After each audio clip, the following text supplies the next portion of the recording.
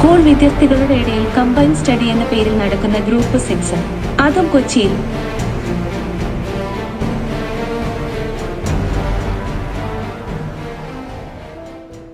തന്റെ പൊന്നുമക്കൾ മറ്റുള്ളവരെക്കാൾ നല്ലവരാണ് എന്ന് അഭിമാനിക്കുന്ന എല്ലാ മാതാപിതാക്കന്മാരും തുടർന്നും കേൾക്കുക. IIT hub, metro train, metro boat, international airport എന്നൊക്കെ അഹങ്കാരത്തോടെ മേനി പറഞ്ഞു നടക്കുന്ന കൊച്ചിയുടെ വികൃതമായ മറുവശം ഞങ്ങൾ ഇവിടെ അനാവരണം ചെയ്യുകയാണ്. അപ്പനും അമ്മയും ഗവൺമെന്റ് ഉദ്യോഗസ്ഥർ. ചേച്ചി കോളേജിൽ പഠിക്കുന്നു. നമ്മുടെ കഥാനായിക കൊച്ചിയിലെ അറിയപ്പെടുന്ന സ്കൂളിൽ 9ാം ക്ലാസ്സിൽ പഠിക്കുന്നു. സംഗീതത്തിലും നൃത്തത്തിലും മോശമല്ലാത്ത അഭിരുചിയുള്ള കാണാൻ നിഷ്കളങ്കയായ പെൺകുട്ടി. പഠിക്കുവാൻ മിടുക്കിയായതുകൊണ്ട് അതേ സ്കൂളിൽ പഠിക്കുന്ന മറ്റു ഫ്രണ്ട്സ് കമ്പൈൻ സ്റ്റഡിക്കു വേണ്ടി ക്ലാസ് ഇല്ലാത്ത ദിവസങ്ങളിൽ ഈ പെൺകുട്ടിയുടെ വീട്ടിൽ വരും. ആൺകുട്ടികളും പെൺകുട്ടികളും ഒരുമിച്ച് വരും. സ്റ്റഡി കഴിഞ്ഞ് തിരിച്ചു പോകും. ആർക്കും ഇവരുടെ കൂട്ടുകെട്ടിലോ കമ്പൈൻ സ്റ്റഡിയിലോ യാതൊരു സംശയവും തോന്നിയില്ല എന്ന് മാത്രമല്ല, ഇവരുടെ കൂട്ടുകെട്ടിലേക്കു തങ്ങളുടെ മക്കളെ അയക്കുവാൻ മാതാപിതാക്കൾക്ക് വളരെ സന്തോഷവുമായിരുന്നു. അങ്ങനെ ഇരിക്കുമ്പോൾ ഇവരുടെ കൂട്ടത്തിലേക്ക് പുതിയതായി ഒരു പെൺകുട്ടി വന്നു. ഇവരുടെ കമ്പൈൻ സ്റ്റഡിയിൽ വന്നുകൊണ്ടിരുന്ന ഒരു പെൺകുട്ടിയുടെ കൂടെയാണ് പുതിയ പെൺകുട്ടി വന്നത്. കമ്പൈൻ സ്റ്റഡി തുടങ്ങി കുറച്ചു കഴിഞ്ഞപ്പോൾ ഓരോരുത്തരും ബാത്റൂമിലേക്കാണ് എന്ന് പറഞ്ഞു എണീറ്റ് പോയിക്കൊണ്ടിരുന്നു. പുതുതായി വന്ന പെൺകുട്ടിയും വെറുതെ പോയി. എന്നാൽ ചാരിയിട്ടിരുന്ന വാതിലിനിടയിൽ കൂടി തന്നെ കൊണ്ടുവന്ന പെൺകുട്ടിയും മറ്റൊരു ആൺകുട്ടിയും കൂടി സിഗരറ്റ് പോലെ എന്തോ വലിക്കുന്നതാണ് കണ്ടത്. ആകെ ഞെട്ടിപ്പോയ പെൺകുട്ടി പെട്ടെന്ന് തന്നെ തിരിച്ചു റൂമിലേക്ക് വന്നു. തനിക്ക് നല്ലതുപോലെ തലവേദനയാണ്, അതുകൊണ്ട് വീട്ടിലേക്ക് പോവുകയാണ് എന്ന് പറഞ്ഞു വീട്ടിലേക്ക് പുറപ്പെട്ടു. ആകെ വിറച്ചുപോയ പെൺകുട്ടി കുറച്ചു കഴിഞ്ഞപ്പോഴാണ് തന്റെ ഫോൺ മറന്നു വെച്ച് കാര്യം ഓർത്തത്. അത് എടുക്കുവാൻ വേണ്ടി തിരിച്ചുവന്ന പെൺകുട്ടി മെയിൻ ഡോർ തുറന്നു കമ്പൈൻ സ്റ്റഡി നടന്നുകൊണ്ടിരുന്ന റൂമിലേക്ക് ചെന്നപ്പോൾ കണ്ട കാഴ്ച അറപ്പുളവാക്കുന്നതായിരുന്നു. തന്റെ കൂട്ടുകാർ എല്ലാവരും ശരീരത്തിൽ ഒരു നൂൽബന്ധം പോലുമില്ലാതെ പുഴുക്കളെപ്പോലെ പരസ്പരം കെട്ടിമറയുന്ന കാഴ്ചയാണ് കണ്ടത്. ആകെ പരിഭ്രാന്തയായ പെൺകുട്ടി മൊബൈൽ ഫോൺ എടുക്കാതെ തിരിച്ചു വീട്ടിലേക്ക് ഓടി. ഈ കാഴ്ച ആ പെൺകുട്ടിയുടെ മാനസിക നില മാറ്റിമറിച്ചു.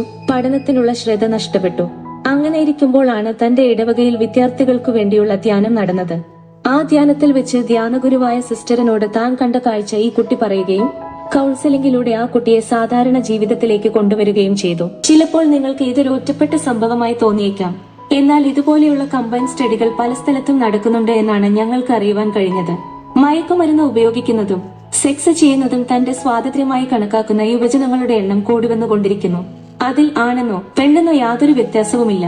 മറൈൻ ഡ്രൈവിൽ മക്കളുമൊത്ത് കുടുംബമായി പോകാൻ പറ്റാത്ത രീതിയിൽ മ്ലേച്ഛതയുടെ അതിർവരമ്പ് തകർക്കുന്ന കാഴ്ചകൾ സ്ഥിരമാണ്. യാതൊരു മറയും കൂടാതെ എന്തും ചെയ്യുമെന്നാണ് ഇപ്പോഴത്തെ യുവജനങ്ങൾ പറയുന്നത്. ചുംബന സമരം നടത്തിയവരിൽ നിന്നും തുടർന്ന് പരസ്യമായുള്ള സെക്സ് സമരവും നമുക്ക് പ്രതീക്ഷിക്കാം. ഇവർക്കും ഒരു അമ്മയും അപ്പനും സഹോദരന്മാരും സഹോദരിമാരും ഉണ്ടെന്നുള്ളതാണ് തികച്ചും വിരോധാഭാസം. എറണാകുളം ഹൈക്കോർട്ടിന് ചേർന്നുള്ള തപോവനം പാർക്കിൽ പോകുന്ന യുവമിഥുനങ്ങൾ ചെയ്തു കൂട്ടുന്ന കാര്യങ്ങൾ ബ്ലൂ ഫിലിമിനേക്കാൾ അറപ്പുളവാക്കുന്നതാണ്. മയക്കുമരുന്നിന്റെയും മദ്യത്തിന്റെയും സെക്സിന്റെയും മാർഗത്തിലൂടെ പോയി തങ്ങളുടെ വിലപ്പെട്ട ജീവിതം നശിപ്പിച്ചുകൊണ്ടിരിക്കുന്ന യുവജനതയെ യഥാർത്ഥ ജീവിതത്തിലേക്ക് കൊണ്ടുവരുന്നതിനുള്ള മാർഗങ്ങൾ ഗവൺമെന്റ് തലത്തിലും മറ്റു സംഘടനകൾ വഴിയും കണ്ടെത്തുന്നില്ല എങ്കിൽ നമ്മുടെ യുവതലമുറ നാശത്തിലേക്ക് പോകാൻ ഇനി അധികം നാൾ വേണ്ടിവരില്ല. പല സിനിമകളിൽ നിന്നും പ്രചോദനം ഉൾക്കൊണ്ട് ലിവിംഗ് ടുഗദർ എന്ന ജീവിത രീതിയിൽ ജീവിതം ആസ്വദിക്കുന്ന യുവാക്കളും യുവതികളും അനവധിയുണ്ട്. അതിൽ IT മേഖലയിൽ വർക്ക് ചെയ്യുന്നവരാണ് കൂടുതലും എന്നാണ് അറിയാൻ കഴിഞ്ഞത്. 3ഉം 4ഉം സെക്സ് പാർട്ട്നേഴ്സ് തനിക്കുണ്ട് എന്ന് വളരെ അഭിമാനത്തോടെ പറയുന്ന വിധത്തിൽ അധപതനത്തിലേക്ക് പോയിക്കൊണ്ടിരിക്കുന്ന പെൺകുട്ടികൾ വളരെ അധികം നമ്മുടെ കൊച്ചിയിലുണ്ടെന്നുള്ളത് വേദനയുളവാക്കുന്നു. പരസ്പരം തങ്ങളുടെ ഭാര്യമാരെ പങ്കുവെക്കുന്നത് പോലെ തന്നെ പരസ്പരം തങ്ങളുടെ കാമുകിമാരെ പങ്കുവെക്കുന്ന കാമുകന്മാരും കൊച്ചിയിൽ അനവധിയാണ്. എന്തിനും തയ്യാറായി പെൺകുട്ടികൾ ഉണ്ടാവുമ്പോൾ അതിൽ അതിശയിക്കേണ്ട കാര്യമില്ല. എന്തായാലും ആ ദേശത്ത് ഞാൻ ദുഷ്ടതയും മ്ലേച്ഛതയും വർദ്ധിപ്പിക്കും. അവർ ചെയ്യുന്നത് എന്തെന്ന് അവർ അറിയില്ല. അവർ കണ്ണുകൊണ്ട് കാണും, ചെവി കൊണ്ട് കേൾക്കും, പക്ഷെ അവരുടെ മനസ്സ് തിരിയില്ല. അങ്ങനെ മ്ലേച്ഛത വർദ്ധിക്കുമ്പോൾ ആ ദേശത്തെ ഞാൻ നശിപ്പിക്കും. ആ ദേശം രണ്ടായി പിളരും. ആ ദേശം ശൂന്യമായി മാറുമെന്ന് വിശുദ്ധ ഗ്രന്ഥത്തിൽ പറഞ്ഞിരിക്കുന്നത് കൊച്ചിയെ കുറിച്ചാണോ? അത് നടത്തുവാൻ വേണ്ടിയാണോ മുല്ലപ്പെരിയാറിനെ നിലനിർത്തിയിരിക്കുന്നത്? എന്തായാലും കൊച്ചി പഴയ കൊച്ചിയല്ല, വളരെയധികം മാറിയിരിക്കുന്നു. തീയിൽ നശിപ്പിക്കപ്പെടേണ്ടത്രയും ദുഷ്ടതയും മ്ലേച്ഛതയും നിറഞ്ഞ ഒരു പട്ടണം, അതാണ് കൊച്ചി. കൊച്ചി, പ്രിയപ്പെട്ടവളെ, നിന്റെ സമയം അടുത്തിരിക്കുന്നു. വിശുദ്ധ ഗ്രന്ഥത്തിൽ നിന്നുമുള്ള ഞെട്ടിപ്പിക്കുന്ന വെളിപ്പെടുത്തൽ